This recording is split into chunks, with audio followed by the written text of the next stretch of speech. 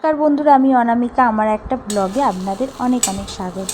সকালবেলায় মেয়ের জন্য বানাচ্ছি, আজকে বানিয়েছি ভেজ চাউ, নিরামিষ। আমরা যেহেতু শুক্রবার নিরামিষ, মানে জয়গুরু ঠাকুরের দীক্ষিত, সেই জন্য আমরা কিন্তু শুক্রবার নিরামিষ খাই। এরপর মেয়েকে বাসে তুলে দিয়ে আমি একটু হেঁটে হেঁটে যাচ্ছি ফুল কিনতে। আর আমাদের এখানে প্রচণ্ড বৃষ্টি হচ্ছে পরশুদিন থেকে।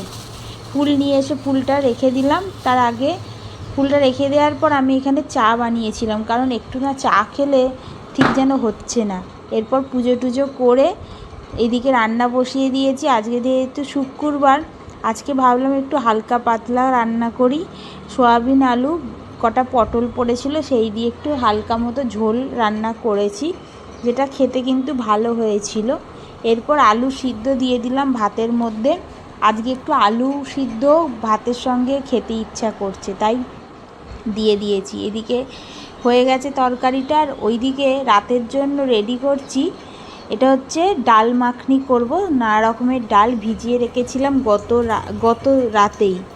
এরপর আমি যেটা খুব ভালোবাসি নিরামিষ দিনে, সেটা হচ্ছে কুমড়ো যদি বাজার থেকে কিনে আনি, রেখে দিই একটু করে এই কুমড়োর বড়া করব বলে, যেটা কিন্তু নিরামিষ দিনে আমরা সবাই খুব ভালোবাসি, স্পেশালি আমি খুব ভালোবাসি। আর তিলটা দেখুন না কি হয়েছে, বর্ষাকালে পোকা হয়ে গেছে, সেই জন্য এটাকে একটু মিলে দিয়েছি যাতে পোকাগুলো বেরিয়ে যায়। এখন তো রোদের দেখা মিলবে না, কারণ বৃষ্টি হচ্ছে প্রচণ্ড। আর কুমড়োর বড়া খেতে আমার এত ভালো লাগে, একটু ভাজার পর খেয়েও নিয়েছি।